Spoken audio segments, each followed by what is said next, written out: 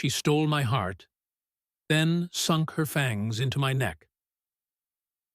When the most popular girl in school asks you out, it feels like a dream come true, until love takes a darker, deeper bite. I hadn't expected Rebecca to ask me out. Truth be told, I hadn't expected anyone to ask me out, much less one of the most popular girls in the class. But then, I was part of the Dungeons and Dragon crowd, not cheerleader class president, amazingly hot looking like she was. But Mom always said, never pass up an opportunity. So I said yes. She smiled at me, the kind of smile that was reserved for the main character in Hallmark movies. "Great! I'll pick you up at 6, she said, her baby blue eyes almost seeming to sparkle. I told Mom about it, of course. One of her rules was to know where I was at all times. Annoying at almost 17, but given the nature of her job, I didn't give her too much fuss over it. She picked me up in her Mercedes. Must be nice having a fancy car like that. But then my old Chevelle would be nice one day, when the wheels were bolted on and the engine was finished. I had suggested dinner and a movie, but she waved off the dinner part. Said that it was too crowded, and she wasn't that hungry. The movie was okay, even though I paid for it, and the popcorn too. She didn't have any of that either. Not that I really noticed, because she snuggled up next to me seconds after the trailers started. Afterwards, she drove out to the lake, despite the fact it was a school night.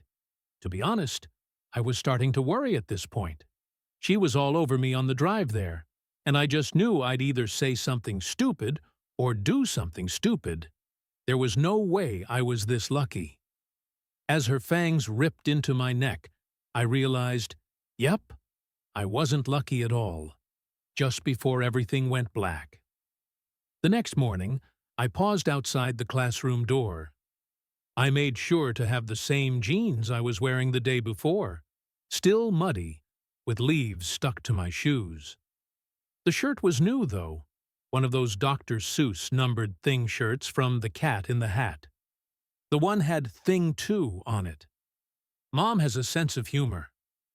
I waited just a second as Mrs. Mercer started taking roll. Just before she got to my name, I burst through the door.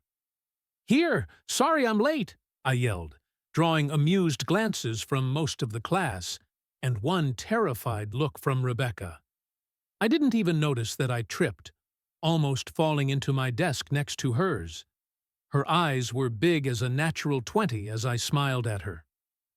"Hey, Becca. I had a great time with you last night. Can I borrow your notes? I lost mine somewhere." There were hushed whispers from the class. Evidently, she didn't tell anyone else who she was going with to the movies with.